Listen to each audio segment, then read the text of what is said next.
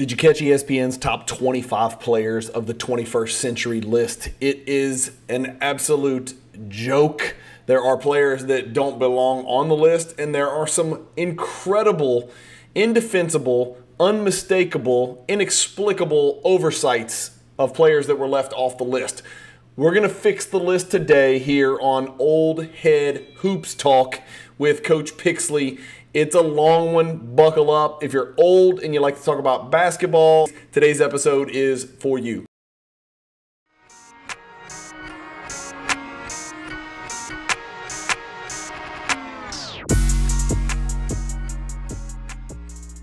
Are you tired of selling your cards on eBay, creating the listing, taking the pictures, front, back, shipping, non-paying bidders? Let the pros at Fanatics Marketplace do all of the work for you. I do.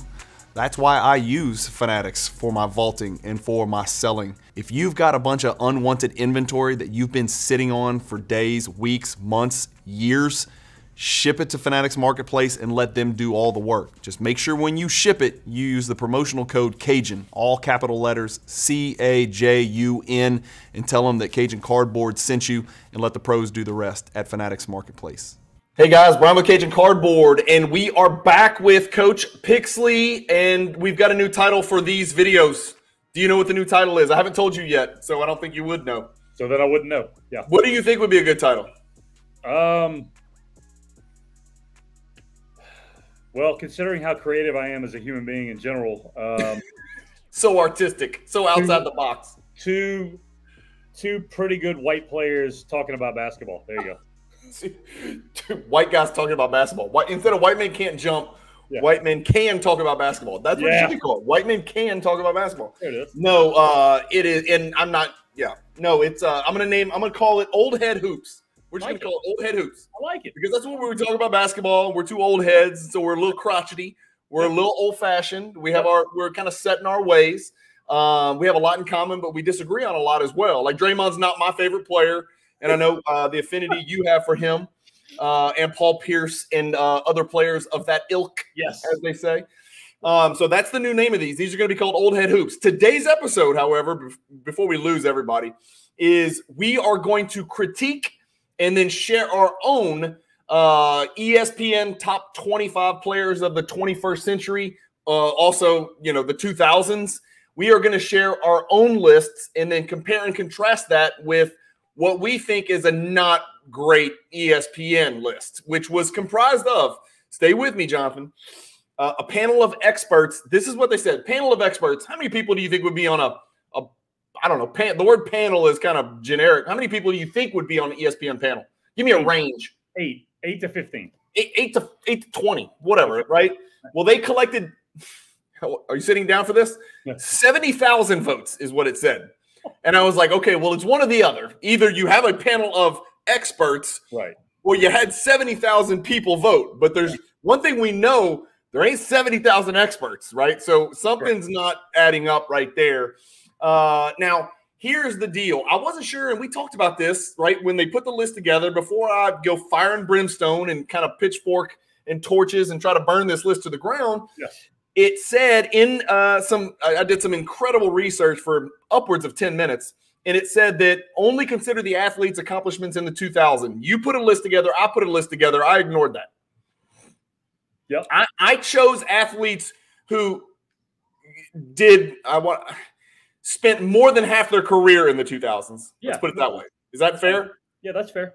Okay. And so at least we're in their prime in the 2000s at some point. But here's the issue. Shaquille O'Neal's on the list. Shaquille O'Neal's on my list. I'm including Shaquille O'Neal's statistical achievements, his All-NBAs, all the stuff he did in the 90s as well. You did? That's fine, but yes, because all 3 of his titles, well, all 4 of his titles were in the 2000s, right? So, yeah, I think it's enough. Yeah, no, I get what you're saying 100%. You're okay with that? Okay. I agree. Yeah. But now my man racked up some numbers in the 90s, though, right? Yeah. I mean, he's got 8 years of just kicking butt, right?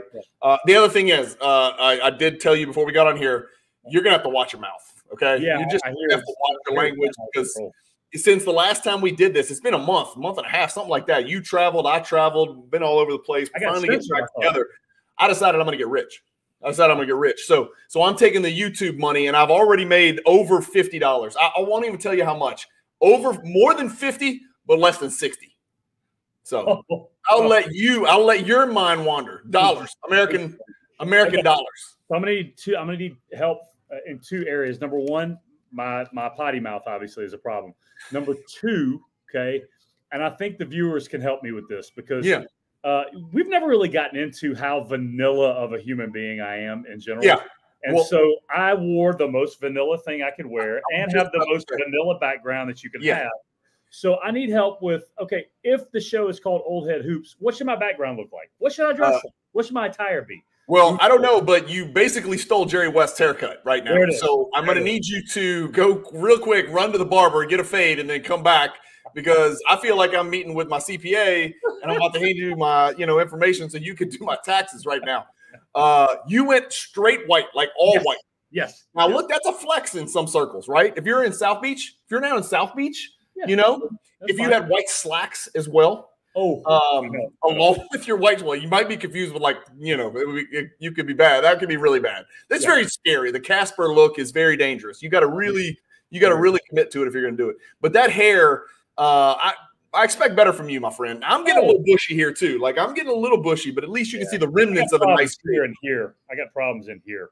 You got to get that. Yeah, it looks like you're wearing like a headset or something. To get better. I agree. That's a pretty good call. But I want help from the viewers. Like, what should my background be? Like, you got a nice Cajun cardboard background. I like it. Yeah. You know what I'm saying? So much money spent on this just very intricate background, and I change it so often, as in never.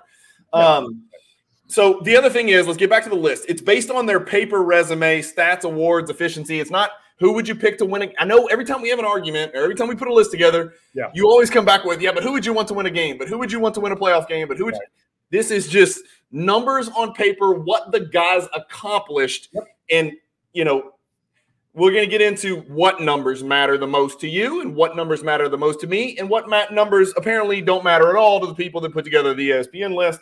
And then I will say this. I want to get this out of the way, and I am pretty sure I am at the extreme. I don't want to say winning a ring, winning a Super Bowl, winning a Major League Baseball title means nothing. I'm not saying that. It matters. But I do not weight rings above all else. In fact, there are many, many, many things that I consider more important when gauging how important a player was historically, or rather not how important they were, but how good they were historically. I weight many things more than rings. You do. And I will say this to clarify my position on that. It's not about rings for me. It's about how often were you the best player on a championship team? That matters to me.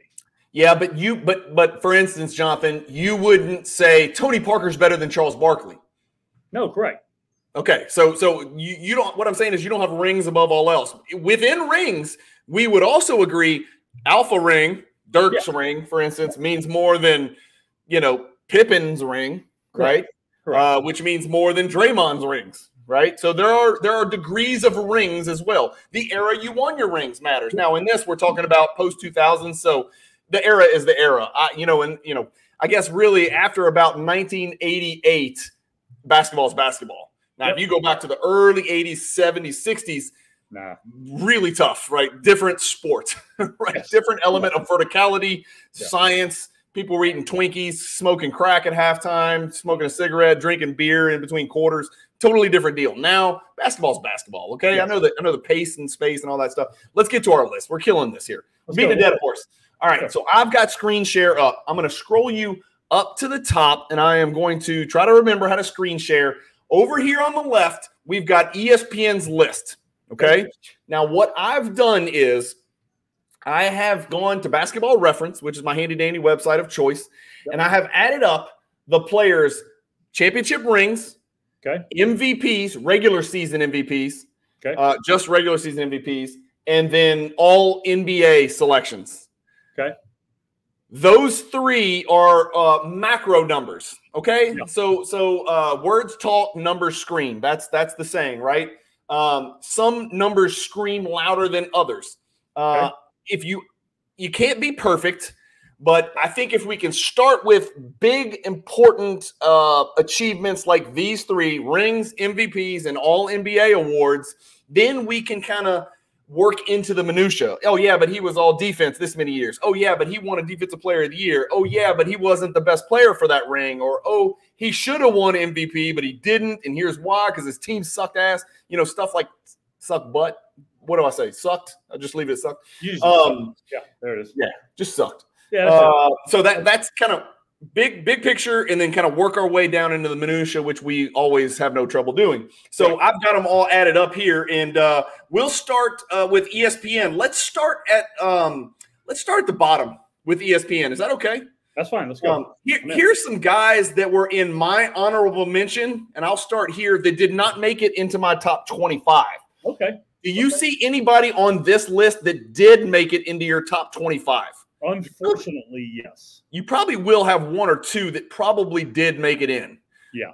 Let me guess who did. If you say unfortunately, that means Paul Pierce made it in for you. He made it, and it was so unfortunate. That is really hard for me to understand and believe, because you hate him right now. I did swap him for somebody who I dislike even more, so that's an easy swap.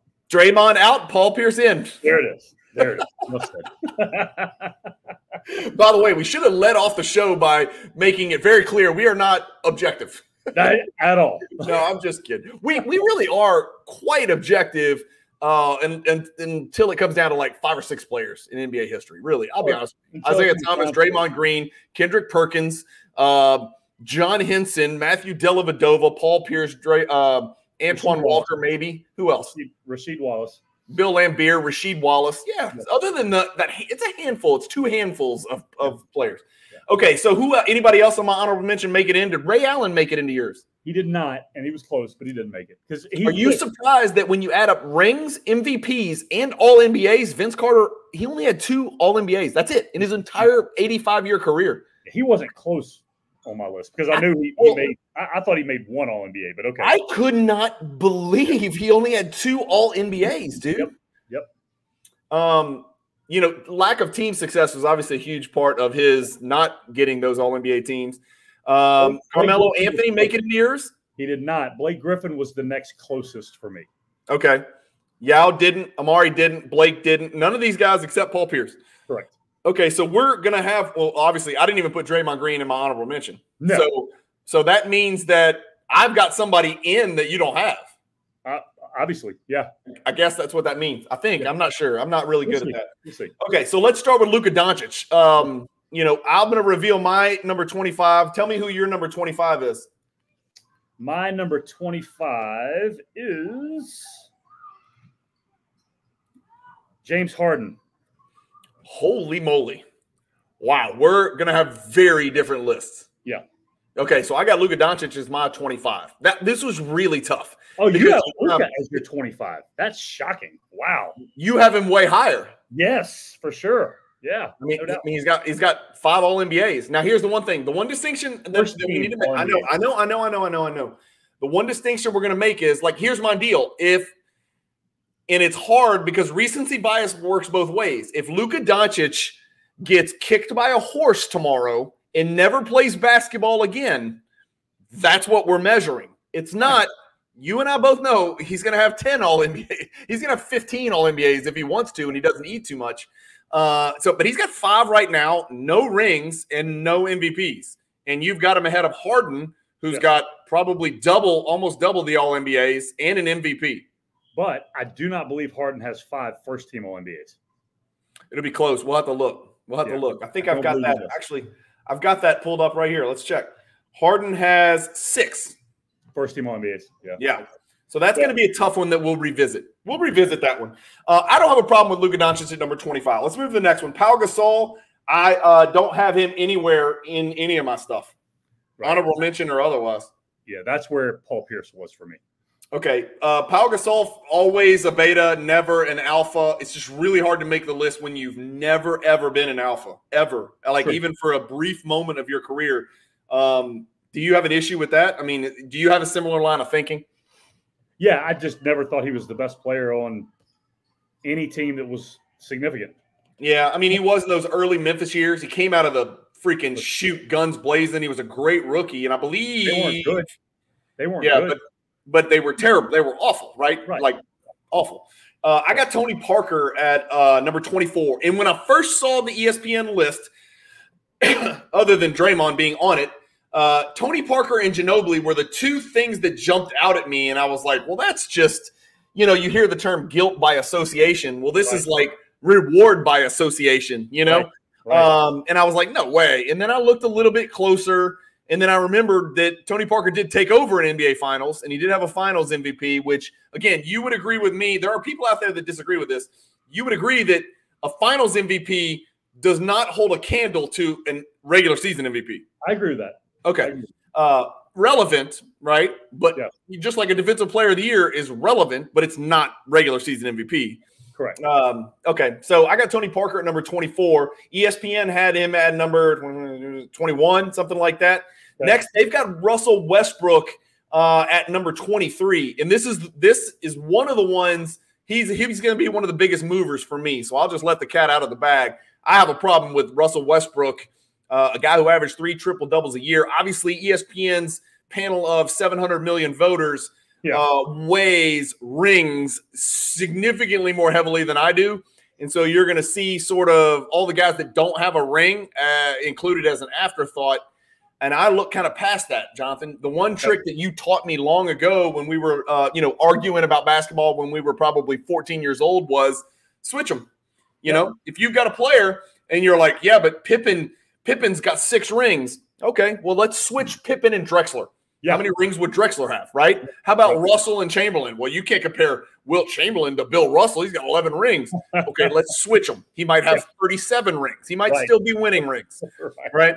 So that's kind of where I feel. That's why rings for me are a little bit diminished. It's just a bunch of right place, right time. So they matter, but it's not the be-all, end-all. So who do you got at number 23, Jay? I have Parker at 23. Okay, that's fair. So we're close on Parker. I've got Kyrie Irving at number 23. And it's going to look funny because when you look at this list, he's only got 4 first-team All-NBAs, not a great defender, and there's an argument to be made for any of these guys being ahead of him. I'm going to go out on a limb and guess he's the one that you did not include. He's not in my list. Okay, the reason I included him was because his actual numbers are freaking ridiculous, and he's incredibly efficient. Yeah. And he does have – he made the shot to win the ring, the most important ring that LeBron has, I think. Okay, but and this is where I struggle, okay? I struggle with, do I want him on my team? Well, you don't want Paul Pierce on your team either. I know that, man, but he did win, right? And he was the best player on a title team or second best player on a title team or whatever you could say. Or best. He probably was the best. Probably was the best, right? Okay. It was. It's why Harden is 25th for me. Because if you look at Harden statistically, Harden should be top 12. Okay. Yeah. But I just don't want him on my team, but I have to put him on the list. Yeah. But if you ask me who's a better basketball player, Tony Parker or James Harden, James Harden is a more talented basketball player, but I'd rather Tony Parker on my team. And I may not. If I switched them, maybe if Harden were a Spur from the beginning, I don't know. But that's the problem. Is some guys are just blessed by God and drop down into the most fertile possible location, the perfect coaching staff, the perfect era for their game, the perfect teammates around them in the perfect positions that perfectly complement what they can and can't do, and to cover up for their shortcomings.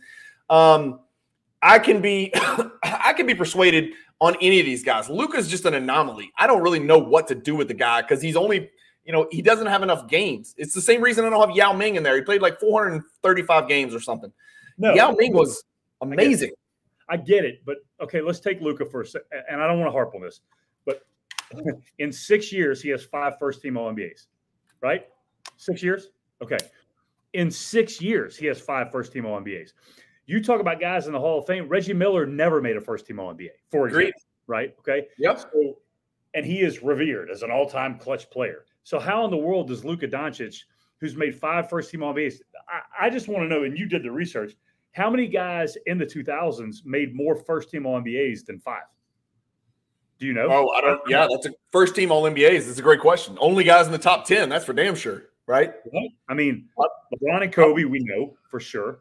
But in the 2000s alone, Shaq didn't make 5 first-team All-NBAs. I guarantee you he didn't in the 2000s. Yeah, but you're not going to put him ahead of Shaq. No. I get that. I'm just saying, like, you understand what I'm saying. I can be persuaded to move Luka Doncic up, and I know this is going to be really weird coming from me. I'm about to use the D word in public. You know what I'm about to say. Don't. Easy. Is this referring to the end of the basketball floor that does not involve you shooting? The dark side of basketball, yes, defense. I am going to bring up defense and effort, and Luka makes me want to puke on myself because of how little he cares about that. And I don't understand. I think he's a genius. I literally think he's touched by God and has one of the most special basketball brains I've ever seen in my entire life. He's like Beethoven. He's like Mozart. He's like Bob Ross. Remember the guy who used to paint the paintings and scare you with the creepy soft voice? He's a genius, right? But how could someone so intelligent not understand that their lack of effort on the defensive end is hurting their team so bad, setting such a terrible example, and that, you know, fried food is not the answer? I don't understand that. Somebody that intelligent. So that's where I'm at with Luka Doncic. I can be persuaded to move Luka Doncic. If I'm starting a franchise right now, am I going to take Luka Doncic or Tony Parker? Luka Doncic, but that's not what this exercise is. Correct. Not what this exercise is. Kyrie Irving's played twice as many games. He's accumulated twice as many stats. I'm with you. That's just kind of how Luka fell to 25 for me. So I have Kyrie there. Who do you have in that 22 spot? Oh, this is you want to talk about an enigma because neither one of us appreciates this guy like the rest of the basketball world does. And I have Allen Iverson in the number 22 spot. Okay, so I respected AI even a little bit more than you. You and I both are. Here's our problem. Our problem with AI. It's almost like, well, I don't want to make this comparison because that'll be the talk of the whole show. I'm with you. Efficiency matters.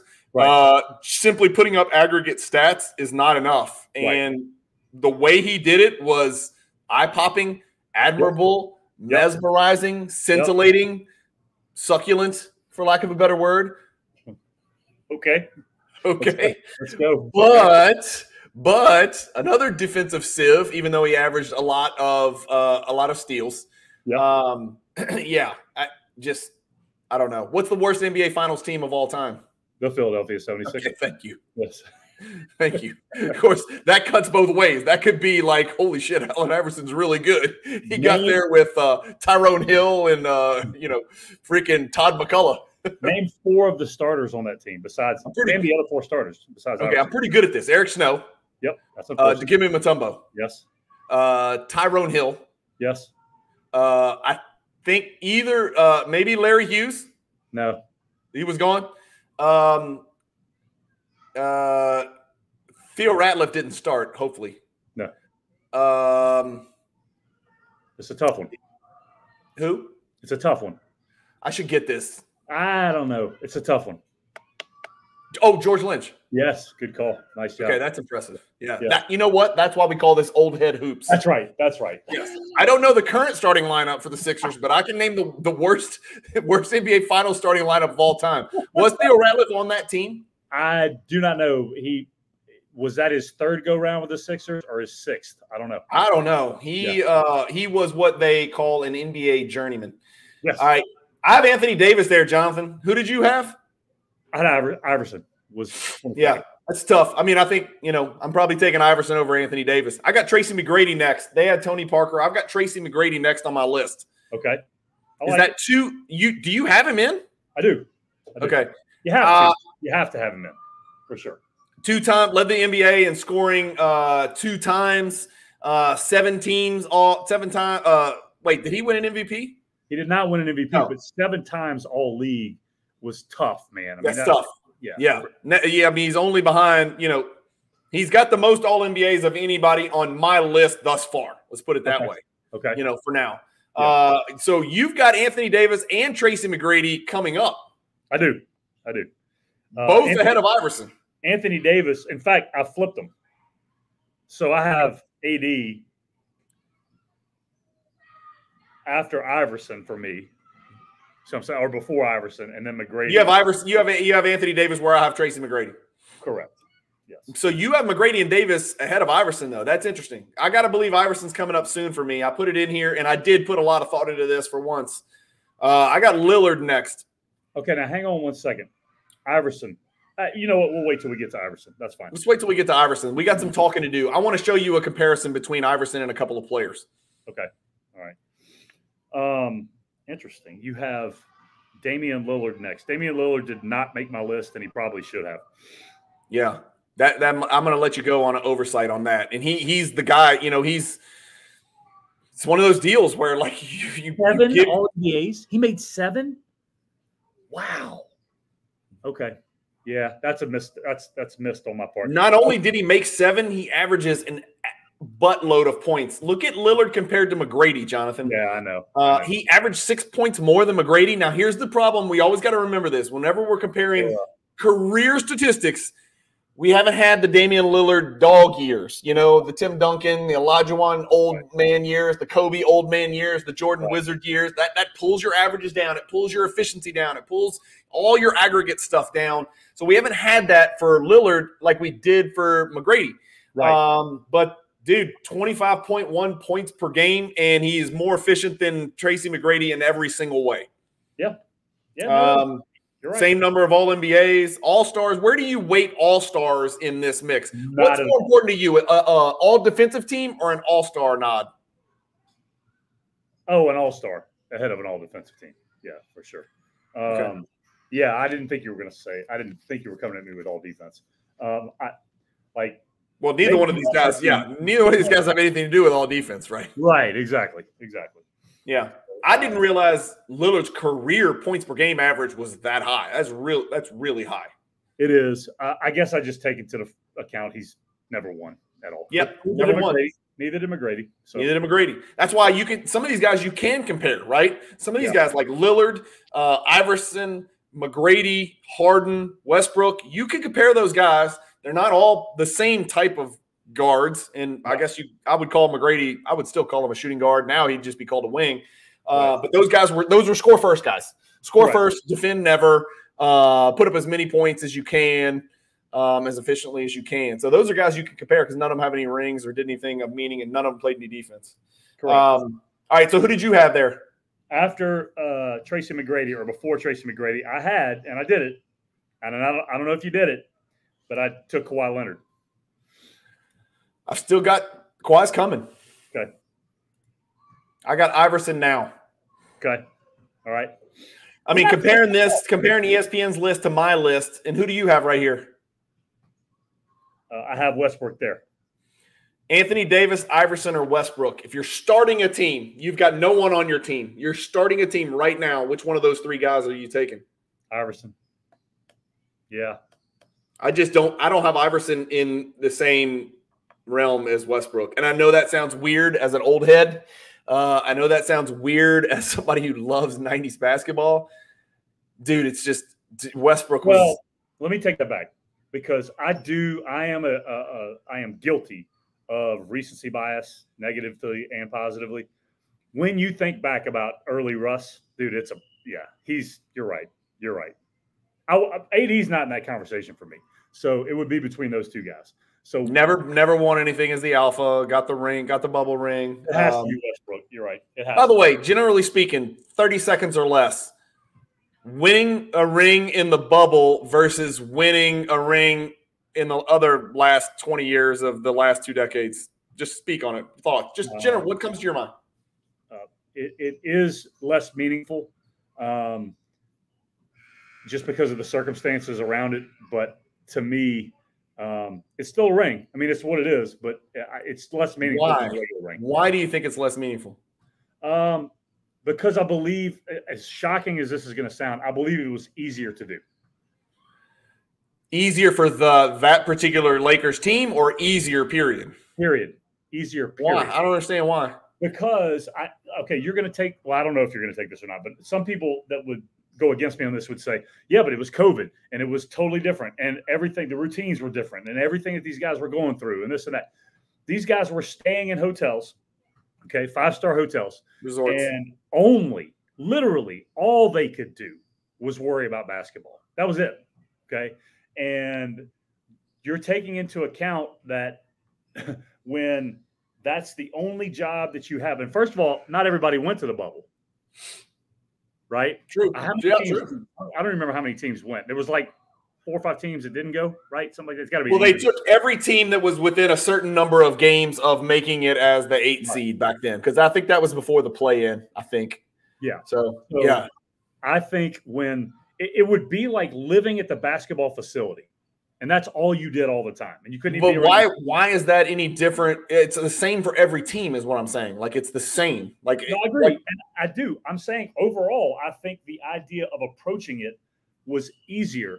Yeah, I hesitate to say how much less meaningful, more or less meaningful it was, but at the same time, I'm just saying I just don't think it's the same thing as winning it in front of 20, 30,000 people and traveling back and forth road games and all those things. That to me, those are the circumstances that make it tougher than doing it in the bubble, in my opinion. I don't not count it. I count it. You know? Refresh my memory. That was Lakers Heat, yes? Correct. Okay, so Heat were a younger team, if I recall. Yeah. Lakers were an older team. I would wager slightly older, so Danny less Green travel. Danny Green started for them. Danny Green started for the Lakers. That gives you an idea. Yes, they were older. Yeah, and now he's deceased, right? Because he just turned. Yeah, he's just deceased. Died of old age, natural causes. I believe so. Yeah. I think so. We'll verify that. Somebody verify that in the comments. Yeah. I'm joking. Please, gosh. Everybody knows that. I got Jason Kidd next. You have Jason Kidd next. Hang on. I have Chris Paul next. This is going to be interesting. Yeah. Okay. Chris Paul and Jason Kidd are point guards. Allen Iverson and Damian Lillard are point guards. Kidd and Paul are more akin to each other, and Lillard and Iverson are more akin to each other. Correct. So you're comparing 2 true floor general point guards who could score to 2 really serious all-time historic scorers who could play point guard, but they also could have spent their entire career as shooting guards in a perfect world, right? And maybe they would have in the 90s. They very well might have in the 90s when you didn't need to be 6'9" to play the wing. For sure. So you have got Chris Paul right here. Yes. And Jason Kidd ahead of Chris Paul. And I have Kidd next on my list. Okay. So Kidd and Paul are what and what for you. They're very close on your list. Yes. Okay. We're going to get to this later. I want you to tuck this away, okay? All right. Who have I always said is the most underrated player in the history of basketball? He's a 90s player. He's a 90s center. David Robinson. Olajuwon. I usually say Olajuwon. Oh, okay. I didn't never. You and me know Olajuwon, but what I'm saying is generally his name never comes up. It absolutely never comes up, right? And then if it does come up, they're like, well, he won the rings when Jordan was gone, right? Yeah. Okay, fine. But I've always said that. After doing the research for this list, there is another player that is in the conversation for me, and his name is Chris Paul. And I'm putting him in the conversation. Statistically, he's absurd, dude.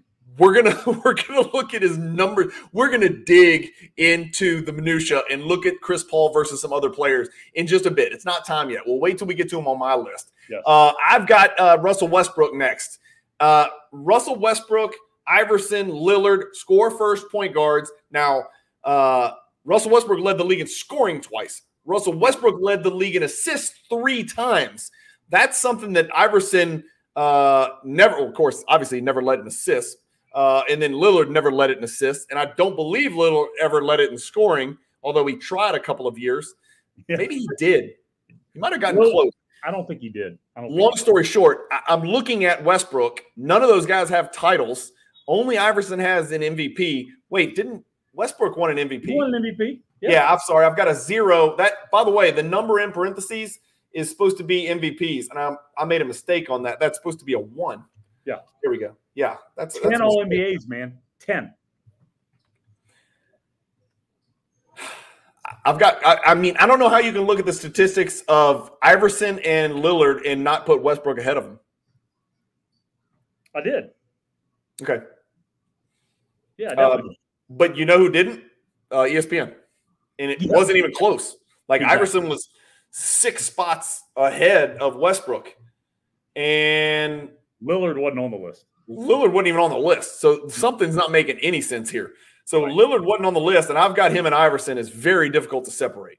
Anyway, I've got Westbrook ahead of Jason Kidd. I know some people our age are going to be really up in arms about that. They're going to say, hey, you're letting down 50-year-old people like us.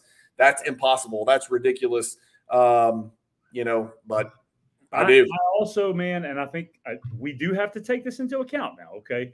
I also am taking into account the eras, right? So the Jason Kidd era, what was he, 96 was his rookie year? 94. 94. Okay. So he comes in during that, physical, hard-nosed type defense where everything's allowed. And by the time he's kind of out of his prime, that's whenever the rules changed pretty significantly, right? So I don't know, man. If you ask me who you want, and again, this is my deal, right? Who do you want to win? Jason Kidd won everywhere he went. Everywhere. It's really, really close. Yeah. Westbrook is so much better of a scorer. Like dude, 9 points a game. The difference between Russell Westbrook and Jason Kidd's points per game, and I know they do different things. We just said that, right? Floor general versus score first point guard. But, averaging 9 more points a game, that's the same as the difference between Jason Kidd and Thanasis Antetokounmpo, okay? That's a lot of points per game, okay? That is a lot of points per game. And then, it's kind of split when you look at everything else. Kidd got the championship when he was older. Obviously, he wasn't the alpha. And then first-team All-NBAs, Kidd's got more. I could be persuaded to jump Kidd over because I'm going to use the D word. He was so much better on defense than Russell Westbrook. Yeah. So much better. So I could be persuaded, but then Westbrook's got the MVP and Kidd never got it. At no point could you say Jason Kidd's the best player in the world. No one would ever have in any season ever said. He was the runner-up one time. Was he really? What year? Behind Tim Duncan. The year that they lost to the Spurs in the finals, like 2000. Nets Spurs? Yeah, 2003, I think, was what it was. He was the runner-up for the MVP. Yeah. That's tough. I want to know what the people in the comments think. What do you guys think when you compare Westbrook to Jason Kidd? It's just so hard because, these are our heroes. Like, we're trying to get their cups from McDonald's in between us playing pickup basketball. We go to McDonald's and get a 40-ounce Coke, right? Because that's what people did in the 90s. They drank Coke and ate chicken McNuggets and then went out on the concrete without stretching and had dunk contests. That's what we did, right? So we're trying to collect Jason Kidd. We're trying to emulate Jason Kidd. We're trying to throw passes like Jason Kidd. So for me to sit here and say Westbrook's better than Jason Kidd, and Westbrook's really not won anything and is considered not so sure he's a great teammate, certainly not a great with the media. Right. It's tough. So I'm trying to be objective about it, but just looking at it objectively, it's tough, dude. It's tough. I agree. I agree. Yeah. All right, let's go back. Who's next on my list? I don't know because I've got it all blacked out. That's the only thing about making it a surprise. Dwight Howard. And here's the deal. He's way higher for me, too, than I would have ever imagined when I went digging. Dude, was he 4-time Defensive Player of the Year? Dude, he's defensively, he's special. And he wasn't a slouch offensively. Now, granted, he was a Frankenstein offensively. It wasn't like he was up and under and tricking people. He wasn't the Black Kevin McHale, let's put it that way. But defensively, an absolute juggernaut. You've got freaking Draymond Green on the list. You've got to have Dwight Howard on the list. Did ESPN not put Dwight Howard on the list? Not on the list. He's not on the list. How could you not? First of all, go Google whatever you want about Dwight Howard off the court, right? Yeah. Serious concerns. Yep. How could you not have Dwight Howard on the top 25 players of the 2000s list? That's impossible. I'm going to shock you with what I do with him. I'm going to absolutely shock you. Okay. You got him. You got him over Olajuwon on your all-time list. That I do not. But we'll get to Dwight Howard in a second. Fair enough. My standard. All right. So who did you have right there? Next guy on my list was Joel Embiid. That's interesting because I don't have him. You know what? I forgot about him. I pulled a Lillard like you did. I completely forgot about him. He's an MVP, man. And statistically, he's been absurd. I mean, he's been the runner-up for the MVP 3 times. So I want to do something, though, Jonathan. Here's what I'm going to do. You keep talking and tell me why you love Embiid. I do not love Embiid. You know I do not. Tell me why you think he's the hardest working player in basketball, and I'm going to look something up. I do not love Joel Embiid, but I do have to tell me why you like his rugged durability, and let me look this up. He is tough as nails. There's no question about that. He never falls down. He never fingernails. Tough as fingernails. He never hits the ground either. I've never seen him stay on his feet like that. No. I think because he overall statistically is far superior. Is it because he's played the equivalent of 5 seasons? Yes. In 2 decades? It is. It is. It is also because when he is healthy, which is a big win, or if he's a capital W. Yes. He is he has for 5 years been one of the 5 best players in the world. I agree with that, but so was Dwight Howard. I'm not disagreeing. That's my thing with Dwight Howard. That's why I told you it's going to shock you. Yeah. So this is going to be for all the people that are come at me about Dwight Howard, and they're obviously all going to talk about it, whatever he does off the court, which we're definitely not talking about. Right. But look at the games. Yep. 3 times as many. Yep. I think that's why I did think about Joel Embiid, but for the same reason I can't put Yao in my list. Yep. Sure as hell can't put Joel Embiid in the list. I just can't do it.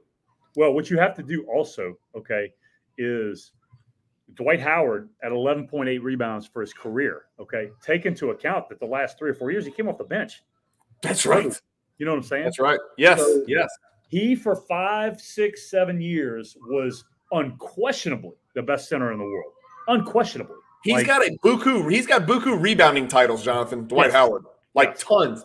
Yeah. So here's Yao Ming versus Joel Embiid.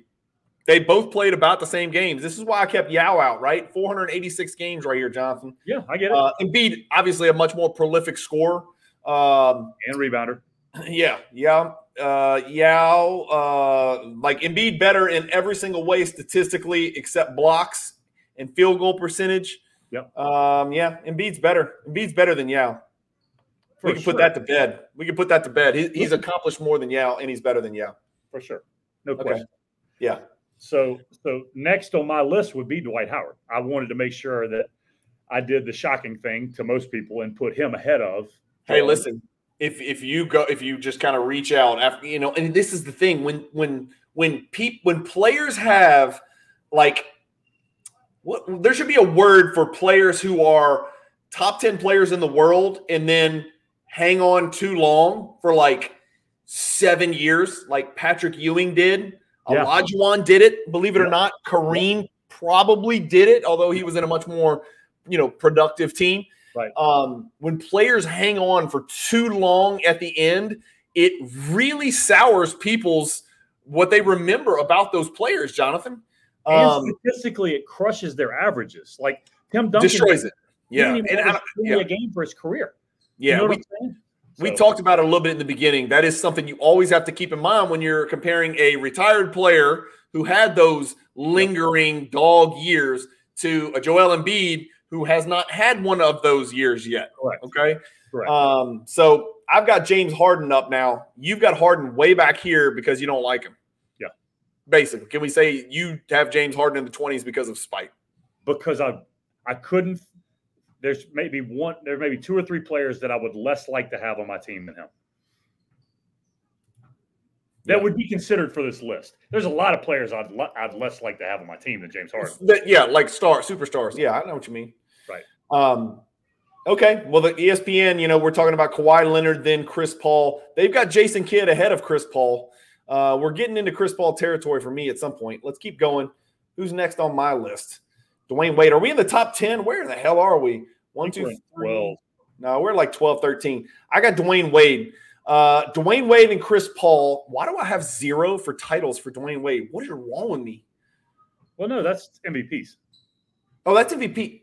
Oh, that was rings. Those are MVPs. So I did have – yeah, that's right. Yeah. Okay. Never got an MVP. Top 5 many times. Yep. Has 3 rings. 1 as the alpha, or is that Shaq's ring? Or is it a Kobe Shaq type argument where some people say Shaq, some people say Kobe? That first Miami Heat ring. Or was it Caron Butler? Was it Caron Butler's ring? It was Caron Butler's ring. So the year before, if Miami would have won it, it would have been Shaq's ring because he was the best player on that team. The next year, Dwayne Wade averaged 36 in the finals. So that seems pretty good. 36 is high. It's a high number. That's high. Who is the first? You know, this is really old head hoops right here, baby. The Miami Heat were not a team when we were kids, and then they showed up, right? The Heat, the Vancouver Grizzlies, Who? What? The Raptors, the Magic, the Charlotte Hornets. All of these were expansion teams, and I'm forgetting some. All of those were expansion teams. Who's the very first player that you remember being on the Miami Heat? Ronnie Cycli. Cycli is the number one player that I remember. Would you say? I mean, he's a beautiful. He's just a wonderful man to look at. Would you agree with that? Yes, gorgeous. Yeah. I bet you Ronnie Cycli was really popular with the ladies in South Beach. He had to be. Just put it that way. Yeah. He played the part too, with his little tiny shorts and his hairy shoulders and arms. I would not like to see Ronnie Cycli's back. You could shave the Miami Heat logo into his back, probably. Do you ever remember the Friends? Do you ever watch Friends? Did you watch Friends? No. I'm married to a woman. Okay, so there was a for the viewers that watch Friends, like the normal Americans. There was a character named Paolo. That's who Ronnie Cycli was. Ronnie Cycli is the Paolo of Friends. There it is. Yeah. I want to look something up real quick because I don't think the world understands just how productive Ronnie Cycli was. Always loved the way he spelled his name too. Career 15 and 9.5, shooting 48. Man, he's a pretty good player, man. He won absolutely nothing and got no awards. All right, let's move on. Never mind. I don't care. Yeah, you're right. You don't care. Move on. Do you want to look at it? You want to guess his nicknames? Nope. Did you know that one of his nicknames is the spin doctor?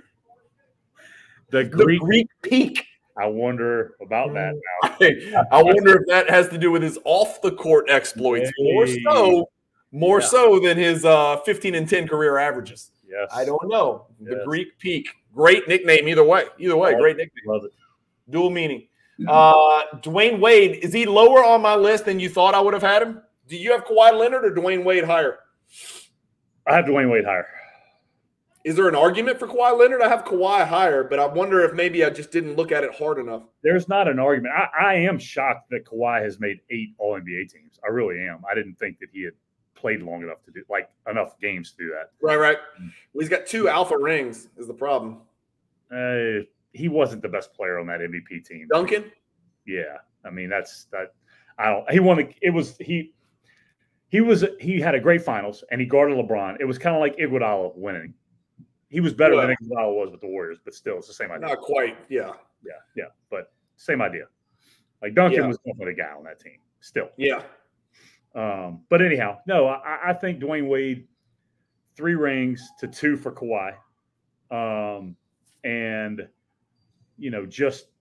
11 All-NBA teams. How many top 5 finishes for MVP? I just think his resume is better overall. I do. They got Dwayne Wade 8 on the ESPN list, and I think I've got him somewhere around 13-ish, something like that, 14-ish, something like that. I'm thinking maybe I probably need to revisit it. Yeah. If you were asking me which player do I like more, I like Dwayne Wade a lot more than Kawhi Leonard. In fact, I've got Dwayne Wade wedged in here with a bunch of dudes I don't like.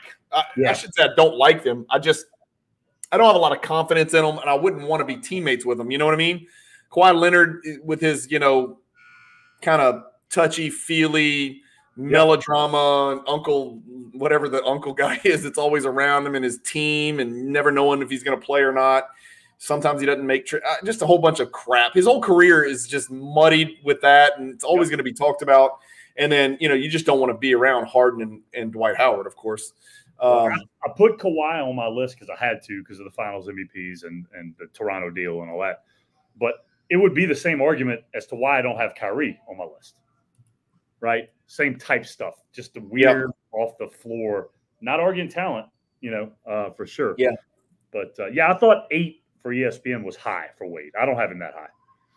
Well, here's the deal with Kawhi Leonard. The one thing you could say about him that you can't say about Dwayne Wade, Dwight Howard, Jason Kidd, Lillard, at one point, even you and I would have said he's the best player in the world. Yep. He's better than LeBron right now. Right now. Like, it might have been for a 3-week period. It might have been for a 1-month period. Yeah. And we would certainly not say that now. Right. Or looking back on the body of work, we would not say that. But he was one of those players where even doubters like you and me, and you always had to leave with if healthy. But there were times where we would look at it for stretches and say he's the best player. I've never seen a player move at his own pace like this, get any shot he wants, and he looks like he's going to make every single one of them from 16, 17 feet. He doesn't give a damn who's guarding him, and nobody wants to have the ball around him ever. And I think that's the deciding factor for him. But the key is Leonard, Kawhi was that coming out of that Toronto finals. Okay, he was that for both of us. Dwayne Wade was dang close for when he came out of that 06 finals. He was close, man. Jonathan, if I asked you to choose the best, let's throw bigs out, right? No Dwight Howard, no Wembanyama, whatever. The best wing defender of the 21st century. Number one, the one person you would want in a 7-game series to defend the other team's best wing, who would be the number one choice? It's not close. It's not close, is it? Is there anybody we're forgetting about? Is there anybody that's even remotely even in the conversation other than him and PJ Tucker? Here's the real question is, outside of Scottie Pippen, obviously Jordan, but I'm saying like just at the 3, okay? Outside of Scottie Pippen, who would you rather have? There's 3 names. Yep. He's one of the 3. Okay, but is he not the best of those 3? It's arguable. You could argue it. Let's just say that. You could argue it. You could argue for all 3 of them. Yeah. How about this? If Jordan only had the offensive responsibility of Pippen, you could argue he's the greatest defender that's ever walked the face of the earth. Yes. Right. But unfortunately, he had to take 85 shots and do everything. He had to do everything. So, yeah, in the 2000s, I think Kawhi Leonard is unquestionably my number 1 wing defender, my number 1 perimeter defender. There's a lot of great defenders out there, and we might be forgetting some people. No, we're not. I don't think there's any more like you put him on another team's point guard. You put him on another team's power forward. Yeah, it doesn't matter. You're winning that matchup. What did he do just not this past season, but the season before against Durant in the playoffs before he got hurt? Yeah, I know. Just last year. All right, now next on my list is the polar opposite of Kawhi Leonard. The absolute, complete, utter polar opposite of Kawhi Leonard. Oh, going back to now listen, this is where it's going to get really tricky, and people are going to be like, Cajun, you're an idiot. You're an idiot because you've got somebody ahead of Steve Nash, another floor general, pass first point guard ahead of Steve Nash, and nobody would agree with me, but we're going to look very close at those numbers. But right now, we've got Nash, we've got Jason Kidd, and there was one more pass first point guard I thought I had, Tony Parker. Clearly, Nash ahead of Parker. Right. Nash ahead of Kidd for you. Yeah. He's Nash. Here. It's the same spot. I'm here. Nash. Oh, you're here with Nash as well. So Nash is around 10, 11 for you. What is this? 1, 2, 3, 4, 5, 6, 7, 8, 9, 10, Dirk, 11, 12. This is the 12 spot. So I've got Nash right where ESPN's got Nash. Yeah. We okay with this? I am. He won 2 MVPs. Should he have won either one of them? I don't know. The funny thing is the next year, the 3rd year, that's when he should have won the MVP. Yeah. So, and you know how it goes. You don't give people MVPs 3 times unless they're Jokic or Bird or Moses Malone.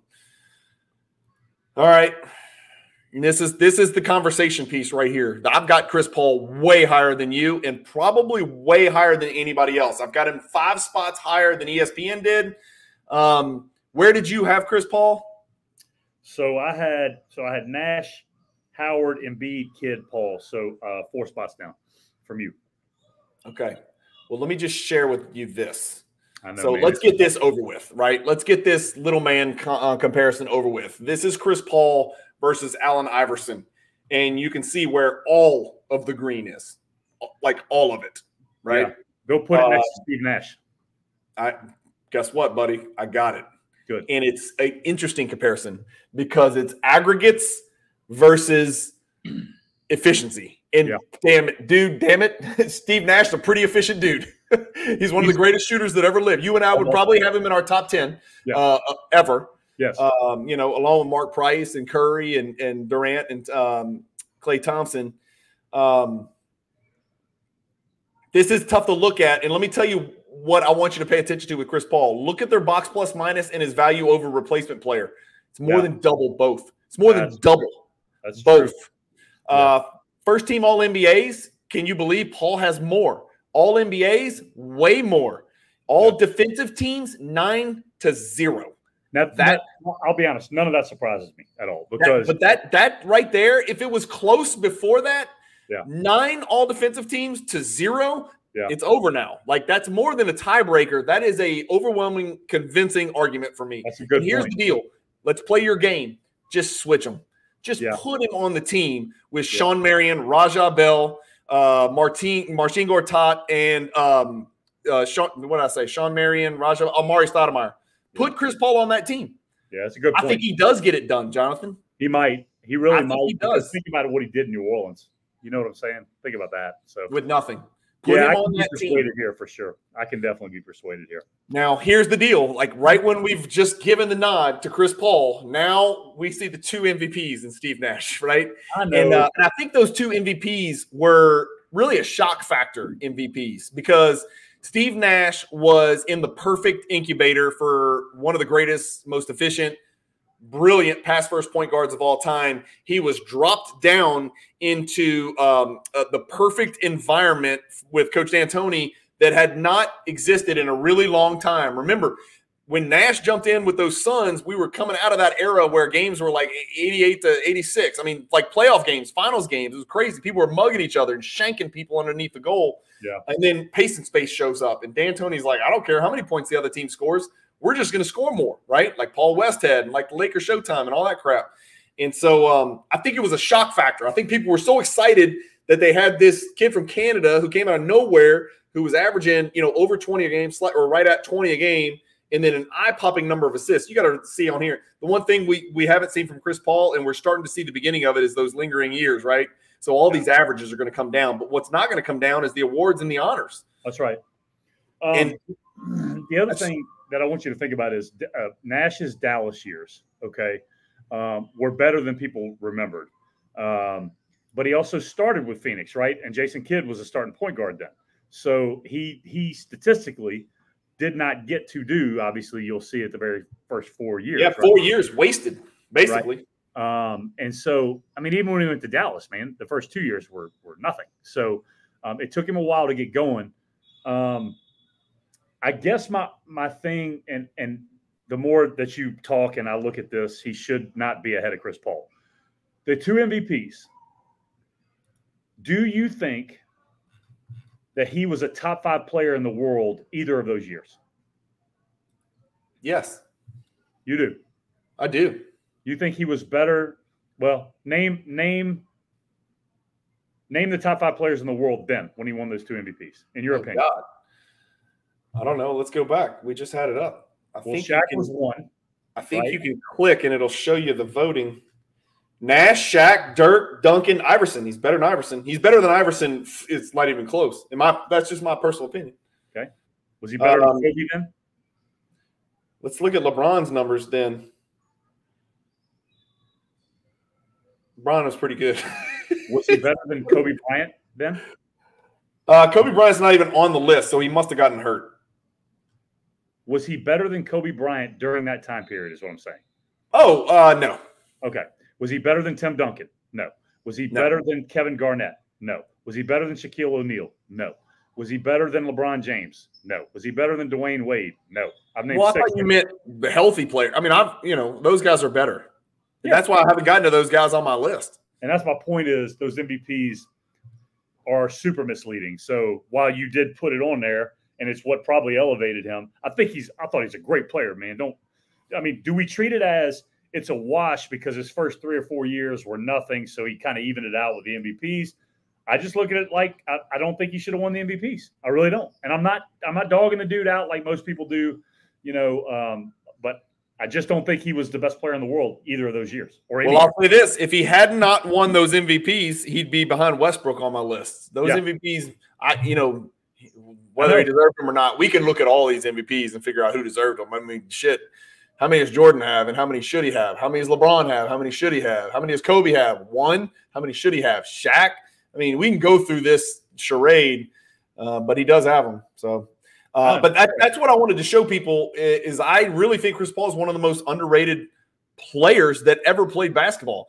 The comparison between him and Iverson is hilarious. Like, it's not just tilted, it's tipped over. Like, it's not even funny. And then, honestly, I think he's better than Steve Nash, and it's because the other side of the ball, he was so much better. 9 times, man. Yeah. Here's another thing, and this is not just an expose on Iverson being a fraud, but I think a lot of what people loved about Iverson was the fact that he really was tough as nails, not fingernails and toenails like Embiid, like nails, right? And was just pound for pound one of the toughest guys. You want to root for him. He didn't give an F. He told people what he thinks. You know, who knows what he was doing in between games or at halftime. But look at him compared to Harden. Yeah. You know, and I know different eras. I know. When I get all that stuff, different eras, different teams, different this, different that. Accolades they played similar. Accolades are accolades. They were both fulcrum players. I don't want to say they played similar because Harden was a foul baiter and Iverson was anything but they played similar as in, I'll have the ball, thank you very much, and I'll decide if someone else takes a shot this possession. Otherwise, it'll be my shot. They played that type of basketball together, and I know a lot of the rules changed, what you can do, how you can grab. Like in today's game, Iverson's numbers would go ballistic. He would go crazy. Right? Well, number one, he would have shot a lot more threes and practiced the three-point shot a lot more. He's a terrible three-point shooter. Terrible shooter, period, to be quite honest with you. And so, I don't know. I think Iverson's overrated, man. The same way I say Reggie Miller's overrated, I think Allen Iverson's overrated. I agree. Well, I know it's going to make a lot of people mad, but everybody's got their – we think Kobe's overrated to a degree, right? I mean, we do. Yeah. So, now, granted, he's still going to be in my no doubt. three players the last 3 decades. How about this? All right, I got Nowitzki next. Go ahead. Who? This is going to be the interesting part. It's going to be the Nowitzki versus Garnett versus Durant, right? Okay. I have Dwayne Wade next. Jonathan, let's reveal 4 at a time. All right, we're not going to talk about your Wade. We talked about Wade. You've got him ranked a little bit ahead of where I do, and I could be persuaded to put him ahead of Kawhi and Nash. I would not. I have Chris Paul ahead of Wade. Do you have Chris Paul ahead of Wade? No, I have Wade ahead of Chris Paul. Yeah. This was where I struggled because I've got 4 power forwards in a row. Yep. Giannis, Garnett, Durant, Nowitzki. And if you look at their numbers, they've all won MVPs. They've all got double-digit all-NBA teams. 2 of them are defensive juggernauts. Yep. And then, the other 2 are probably the 2 best shooting power forwards of all time, I guess. Yeah. Along with Bird. I mean, Bird's not really power forward, but like maybe Kevin Love. I don't know. I mean, these guys were more prolific for longer. Obviously Durant and Nowitzki. This was very, very interesting and very difficult for me to distinguish when I put these players up and made a comparison. I don't know. What do you think? Are those 4 guys grouped very closely, tightly together for you as well? They're grouped exactly together, but not that order though. My order for that was. Man, it was really tough because I flipped back and forth between Giannis and Durant. I had Durant, Giannis, Garnett, Dirk. That was how I did it. You had Durant, Giannis, Garnett, Dirk. Yeah, I did Durant's 2 finals MVPs, and I know I weighed that pretty heavily, even though it's with Golden State. I understand that, okay? But to me, and I think you agreed with this, if I remember correctly, okay, while Steph is Steph and he's unbelievable, okay, on those teams, there was no question who the best player was. There was no question who the best player was, okay? And going back, if you watch those finals games, it's not that Durant was the best player, it's that it wasn't close. And LeBron was the best player, but I'm saying like on the Warriors team, okay? Yeah. So that's how I weighed that. Now, having said that, I do have Steph ranked ahead of Durant on the list. But yeah, you know why? Because 1,100 or 1,200 regular season games matter. They do, but I'm saying as to why I put him ahead of Giannis. That's why. Is all. Yep. Yeah, I understand. So here's the argument for Garnett. You want me to make the argument for Garnett? He played a hell of a lot more games than Kevin Durant did, and than Giannis has, and he's got 12 all defensive teams and a Defensive Player of the Year. And I know, it's always funny coming from the two of us about defense, but this really does matter. Like, that really matters. It's we call Kevin Durant a power forward, but he's really not. He's really a small forward. So different stuff's expected. But, like, efficiency-wise, Durant's one of the greatest to ever do it. He's almost a career 50, 40, 90. Yep. He won't finish that way because he'll have his he's going to play forever, and he's going to have some, his shooting percentages are going to go down because it almost always does for old people because they can't create the separation and their legs don't bend. But do you think, I wonder what the people that are watching the video would think between Durant and Garnett? Throw out the team hopping and the ring chasing and the, who's better, him or Steph, just straight up Kevin Durant versus KG versus Dirk Nowitzki. And I wonder where people would side on that trio specifically. Giannis still has a lot of meat on the bone. So Giannis and Jokic are two guys that Giannis we just mentioned, and Jokic we haven't mentioned yet. And then, of course, we talked about Doncic. But those two guys have a lot of meat left on the bone. They're going to add numbers like into these columns, right, with rings and MVPs and top NBAs. Giannis and Jokic are going to add a lot more numbers into those columns. Will they get to LeBron's, 28 or whatever he's got? No. I don't know about that, but the issue with Durant and Garnett is simple to me. In less time, Durant already has more first-team All-NBAs. And if you ask people, is Kevin Durant a top 10 to 12 to 15 player of all time? Most people wouldn't say 10, but most people would say 12 to 15. Nobody would say that. Nobody would say that about Garnett. Right. I agree. Where do you have Garnett? I would say he's probably 18 to 25. Exactly. Yeah. 18 to 25 is exactly what I was about to say. Dirk is in that same era or same, area to me all time.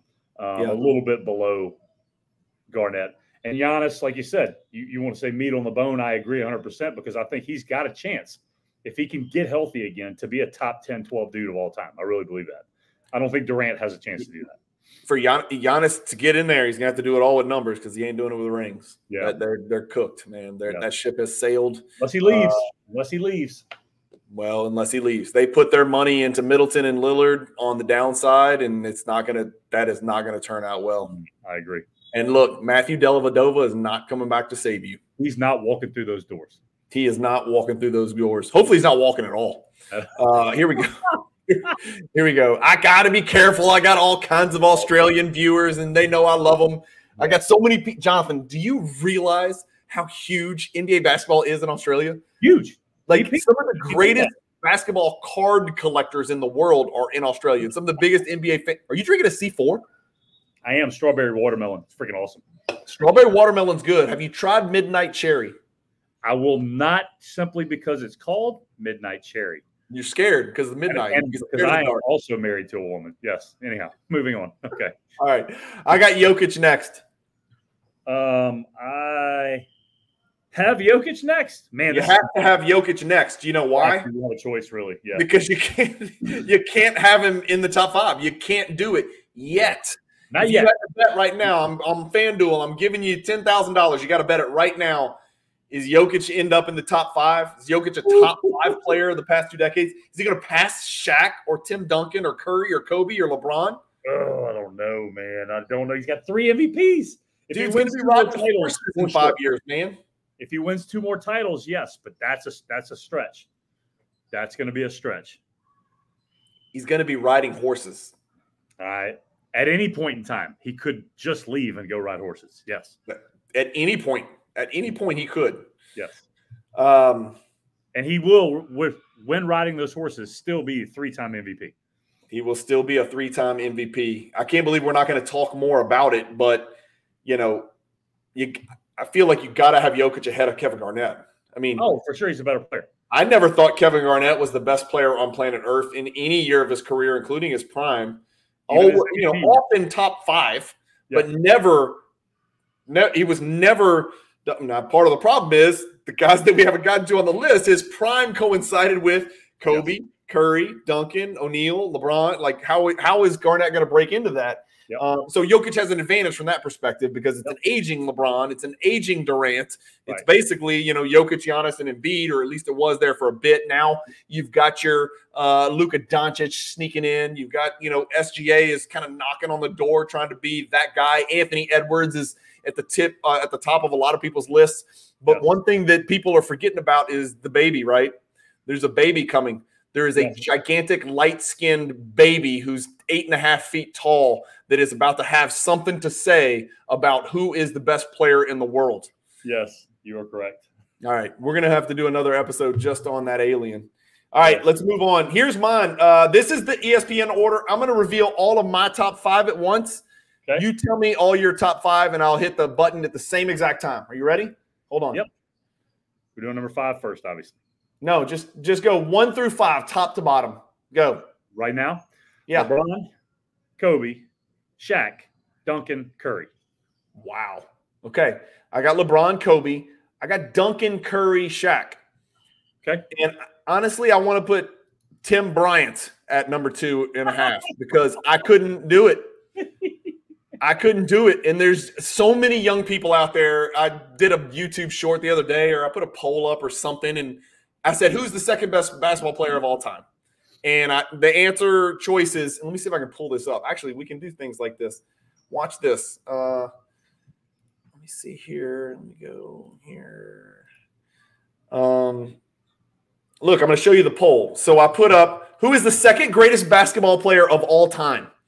I put Jordan on there because someone could choose that, right? Because there's tons of people that think LeBron's the GOAT. Yep. Jordan, LeBron, Kareem, Wilt, and then other. And is that surprise you? 15% chose Jordan. 14% chose Wilt. This is 306 votes, so I'm big time. Right. Wilt Chamberlain had 14%, and then LeBron had triple anybody else. He had as many as all of the other 3 combined. Yeah, it's era-driven. I mean, whoever's answering those questions. Yeah. And they're just stupid, but that's okay. Don't worry about it. You said it, not me. Hey, look, I think that there's an argument that is going to endure much longer than these 2 old head crackers talk on YouTube, right? Sure. We're going to be dead and in the grave, and there's still going to be people arguing about Jordan versus LeBron. Yep. The one thing I won't go along with is the LeBron fans that say, well, as soon as all you old guys get older, everybody's going to agree LeBron because he played in this era. And I just don't think that's necessarily true because people don't do that with baseball. Like, people still recognize Babe Ruth and Mickey Mantle and Bonds and all that crap that happened before. So I think it'll be the same way. And Jordan accomplished more from a significant accolade standpoint in 13 years than LeBron has in 20. So you could say that too. You could say that. Here's some notes that I made, Jonathan. Okay. Chris Paul over Iverson, not remotely close. We agree. Yes. Chris Paul over Nash, not remotely close. It's tough for me, but after looking at it, yes, you're correct. Just defense is just such a huge tiebreaker. Chris Paul over Kawhi. I thought that was really tough to do. I had him, but yeah. I mean, it is tough, but yes, I had him over Kawhi. Longevity matters. Durability matters. Total number of games played matters. Not being a freaking weirdo matters. Yep. Harden over Iverson. I call them the exact same player. Just put the ball in the basket, dictate every single possession while everyone stares at you. That's what both of them did. And I got Harden as a better player. Yeah, I did too. Okay. No, I'm sorry, I did not. Remember, because I couldn't stand. I know you don't like him. But no. Lillard over T-Mac. Again, same player. Give me as many buckets as possible. Score as many as you can. He averaged significant. Tracy McGrady's purpose was to score the basketball, and Lillard averages 6 more points a game. Yeah, era too. Era matters. Era matters, and we don't have the tail end. Right. Harden and Wade, I have as a toss-up. No, I will not agree with that. You won't go there. I will not. You won't go there. What did I do? You're going to talk about defense, like Dwayne Wade at one point, and Dwayne Wade was an amazing closer in his prime, and James Harden has never been that. So I got Nash and Kawhi sort of as a toss-up. It's real tough. I had KG and KD. It gave me anxiety. Like, I didn't know what to do. It's really and I know you went with the offensive guy, and I kind of leaned towards the overwhelmingly defensive guy. I mean, 12 all defensive teams is Jonathan, that's a lot. No, I'm with you. And he won a defensive player of the year. But KD's not a bad defender either. No, he's a very good defender. I'm shocked that he's never made an all-defensive team. That's kind of crazy, isn't it? That seems weird, huh? Yeah.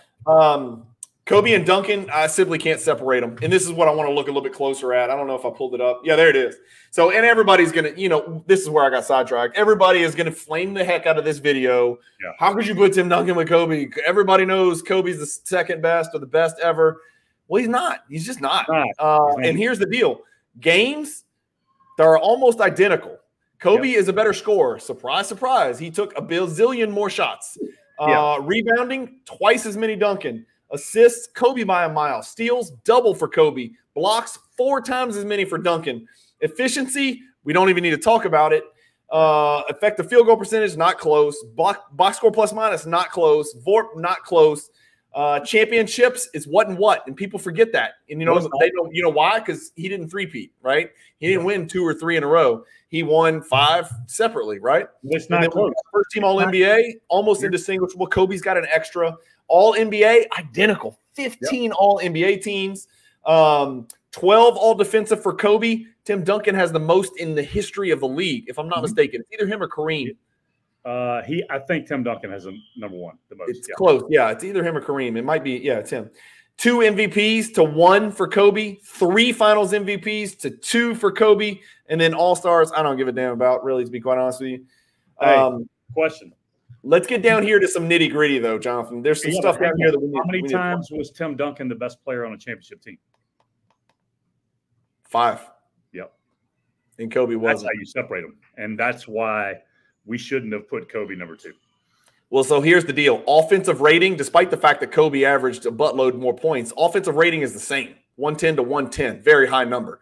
Yeah. Defensive rating, Kobe was a very good defensive player. Yeah. Look at Tim Duncan's defensive rating, 96 per 100 possession. That is crazy low. Yeah. That is crazy, crazy low. And then when we go to PER, Duncan, I thought Duncan would have a much bigger edge in PER than Kobe, to be quite honest with you, Jonathan. But I guess somehow, I don't know, PER is kind of a complicated little deal, but both of them are obviously very good PERs. But I personally, it's just tough. So I just put it down here so people didn't, come and torch my house down here in Louisiana. I just put Kobe 2, Duncan 3. I have Steph Curry ahead of Shaq, Jonathan. Is that wrong? It's wrong. And here's the other thing. I'm changing my list. By the way, I have an oversight. I never told you where Luka was for me, and I skipped him on my list. You forgot him. He was between Chris Paul and Westbrook. I put him between those two. So he was after Chris Paul for me and ahead of Westbrook. Luka ahead of Westbrook? Yeah, 5 first-team All-NBAs, and he's just a lot better player than Russell Westbrook ever has been. So I get that, but he's the win that you got to take into account. You can't just say, okay, let's extrapolate it 15 I know, years. And I didn't know, honestly, when I did it, I didn't know that Russ had 11 or 10 All-NBAs, so that was my fault. Dude, yeah, he's the real deal. Yeah, and then my new list now is LeBron, Duncan, Shaq, Kobe, in that order. Should be. And then Curry 5th. Yeah. Because can Jokic catch Curry? Yeah, he can. The other part about Shaq is that you don't realize, and the thing that people forget about Duncan, in the NBA Finals, yes, okay, fine, they won 5 titles. He was a great player. He has never, in those settings, been. If you go look at his playoff stats, he's never been the most efficient dude. Okay, he hovers right around 50 or below 50. Dude, Shaq on those 3 title runs was averaging 38 points, 19 rebounds on 65% shooting, like crazy stuff, right? And I know the window was smaller, but again, I look at, who was the most dominant at that point. And if we're going to take Shaq's 90s numbers into account, like what you said we were going to, then, man, I'm not taking anybody over him besides. I mean, I got to take Duncan right now just because of the defense especially, but I'm putting Kobe below Shaq and flipping it like that. Okay. So you would change it to LeBron, Duncan, Shaq, Kobe, Curry. Yes.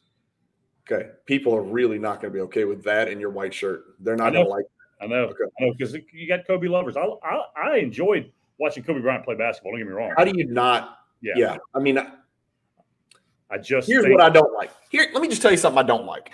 I don't like it when people get more credit for something than they deserve. Now, let me explain, okay?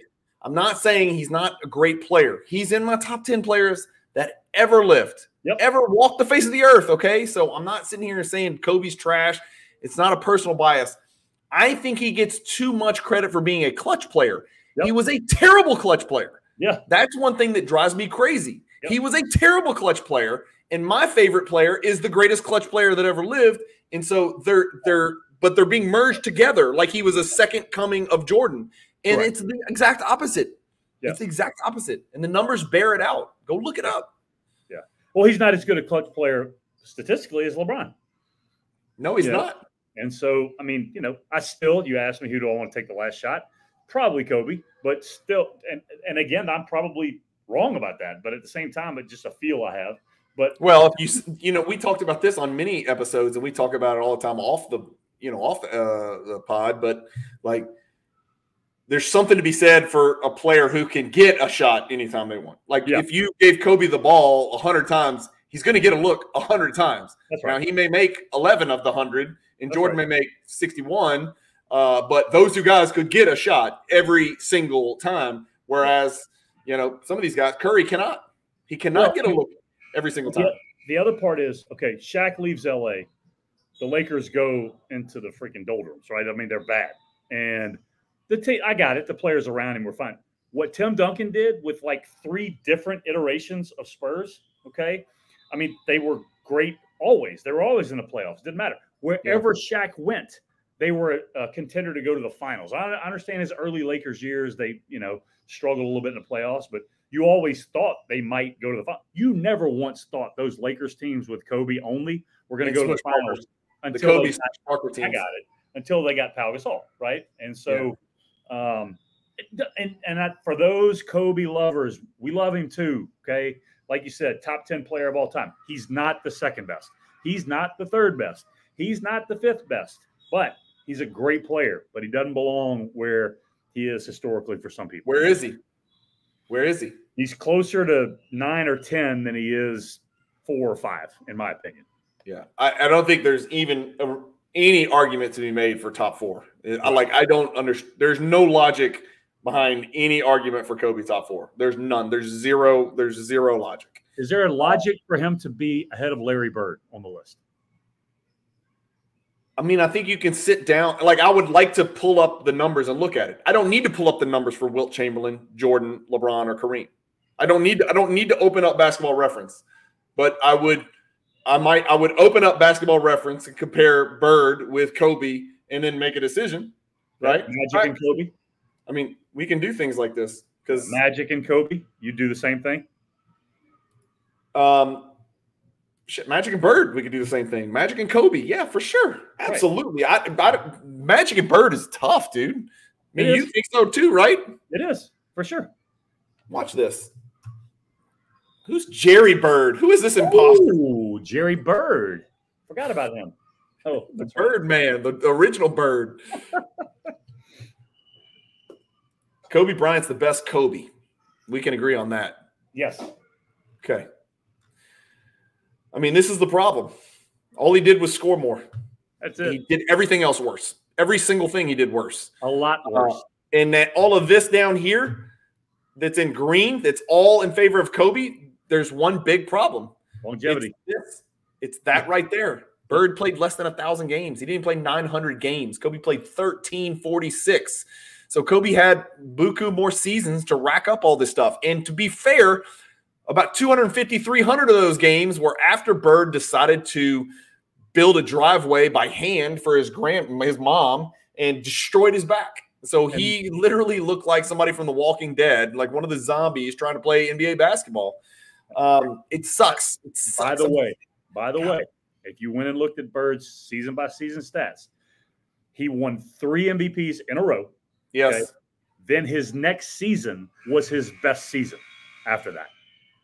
Well, we're gonna show the world what he did in those 3 seasons because they were stupid. And in fact, it was also the 86 Celtics, arguably the greatest basketball team ever assembled. Right. Wow, these are numbers. So let's see if Kobe ever did 12 23, 11, and 6 with 2 steals a game. 24, 10, and almost 7 with 1.8 steals. 28.7, 10.5, 6.5. Keep in mind, he's leading the league in free throws all these years. 26, 10, and 7 again. So he was basically 26, 10, 7, and almost 2 steals a game in just under a block a game, leading the league in free throws and shooting over 50% effective field goal percentage for a 4 period. Now, how about this? Look at those 5 years, starting with his first MVP. Okay? Dude, you're right. Look at these scoring years after that, 28 and then 29.9. But hear me out, all right? Take into account all defensive teams, which he made 3 over his career. I'm not really sure how, but he did, okay? Go back and look at those 5 years. That 5-year block is better statistically than any 5-year block that LeBron James has ever had. Now, that's saying something. I'd have to look a lot closer. It's going to be more efficient. Yes. It's going to be more efficient. More rebounds, probably around the same number of assists, and around the same number of points, if not more. It's almost going to be Russell Westbrook-like numbers. Yeah, after that 29.9 year, that's when he hurt his back. Yeah. Yeah. Played 6 games the next season, Jonathan, and then came back and made 3 All-Star teams. By the way. With no vertebrae. Right. So, anyhow, something to think about. All right, before we leave, a couple of things. Draymond Green was in the let's go back to the ESPN list because that's really what this video tease is. The tease is the ESPN list is not accurate, and here's a couple of the reasons why. So I guess the biggest issues I'd have for me, it would be Chris Paul is way too low on the list.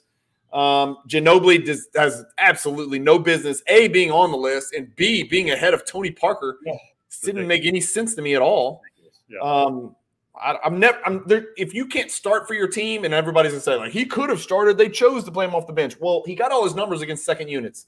That is a really important distinction between a bench player and a starter. Yeah. Like, there's a reason the guys that win 6th man of the year aren't, ever in the top 20 players in the league. They're just never, ever. Yeah. Ray Allen, I was shocked when I looked at his numbers.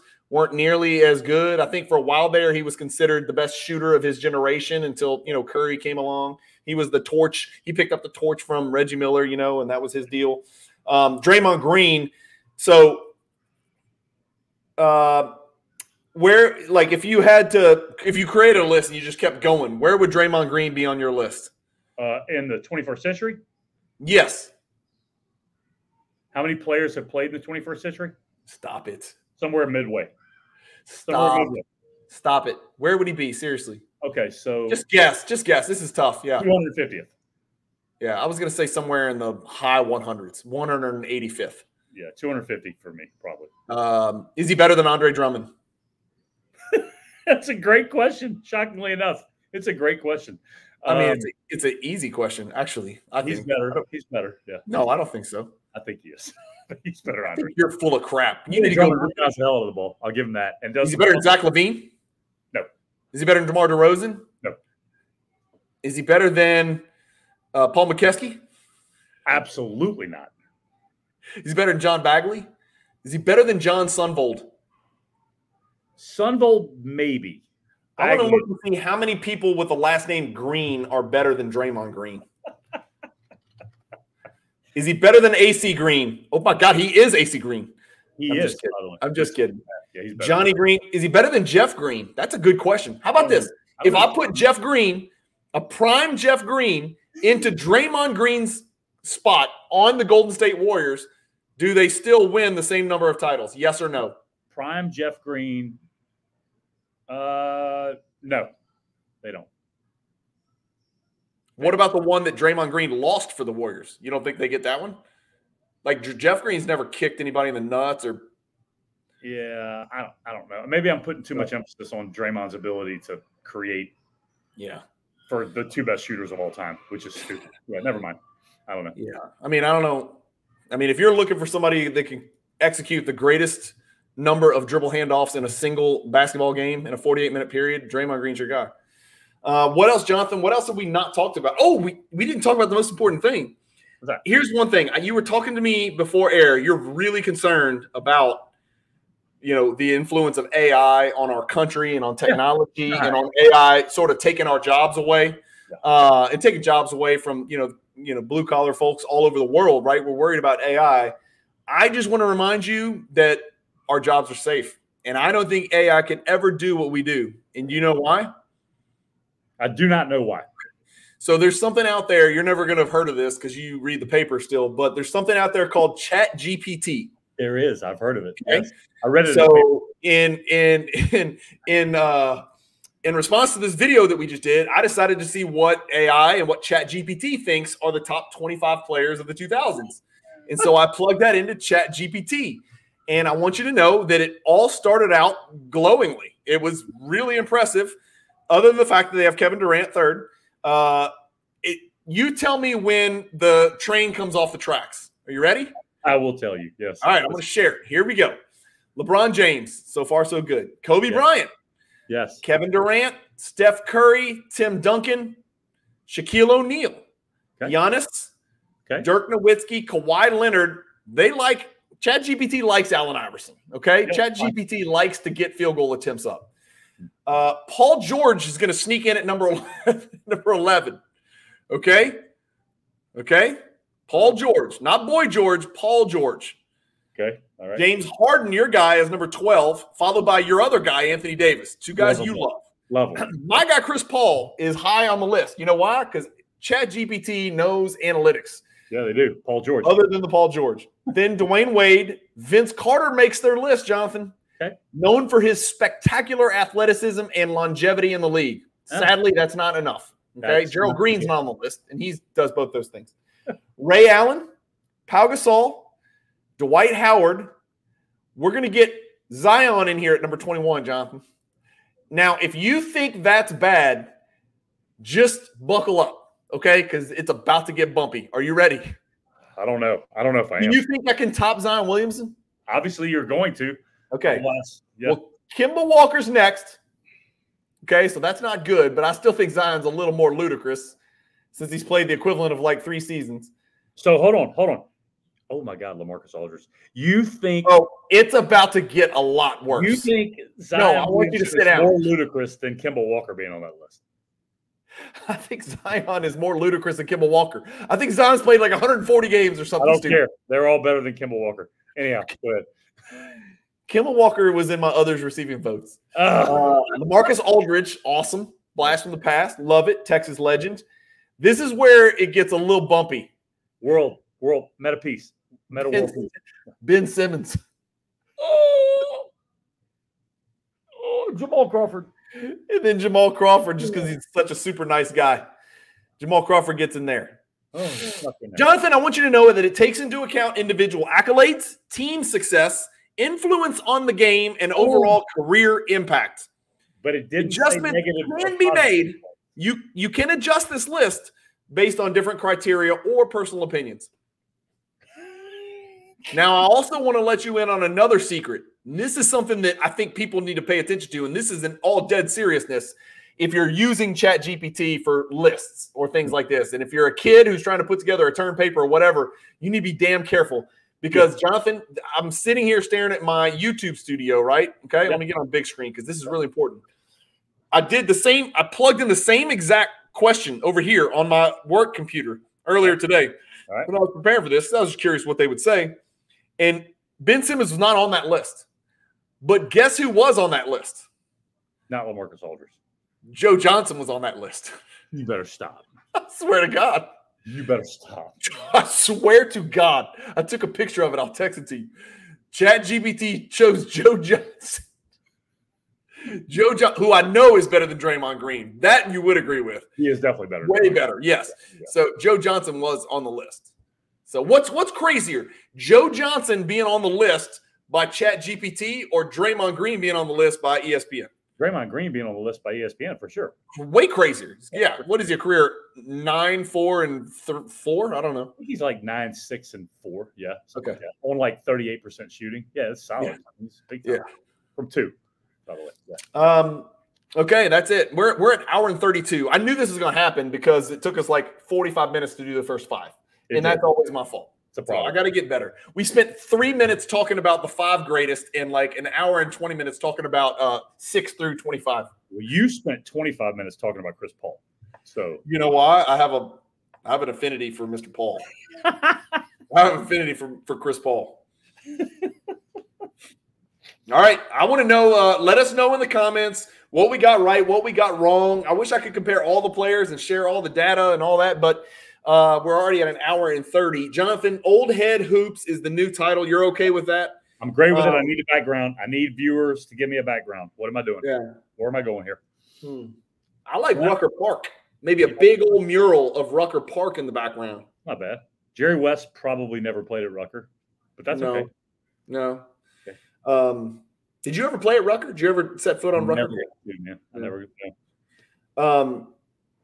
Who's the best player you ever played against? Ever.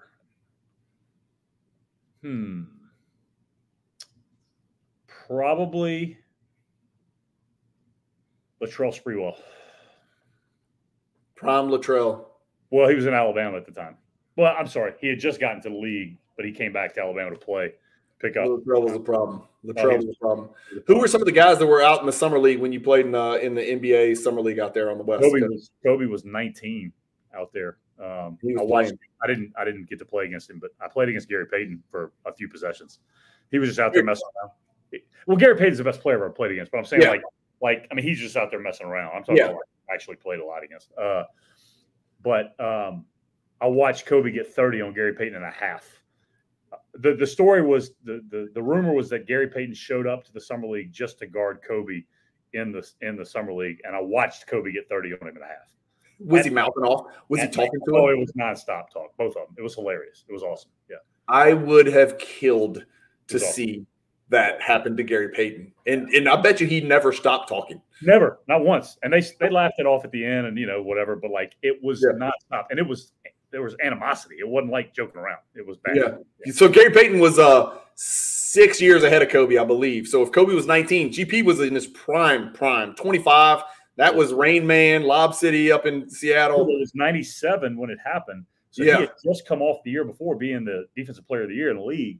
And when I tell you that the 2 or 3 possessions that I even got to feel, touch at all, he held me. Like he didn't even guard me on a possession. I made a 3. And then after that, he put a forearm on me at 190 pounds, and I'm 215 at the time. Okay. I couldn't move. This is Gary Payton. This is the point guard. Yeah. Yeah. And he's 6'5" now. He was taller than I was. Okay. Yeah. But I was trying to back him into a ball screen, and I could not move him. It was incredible. I was like, oh, okay, this is what this is about. Got it. Did you say, ref, he's holding me? He's fouling me. Ref, he's fouling. Get his hands off me, ref. No, I didn't even give him a chance to do that. I just got rid of it. Yeah.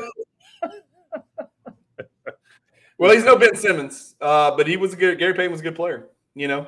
He's solid. He had a decent career. All right, we're going to come up with a great topic for the next episode and for Old Head Hoops. But that's it. That's it for today. We'll hook up next week. We're going to start doing these weekly. We've had ooh, that's creepy there.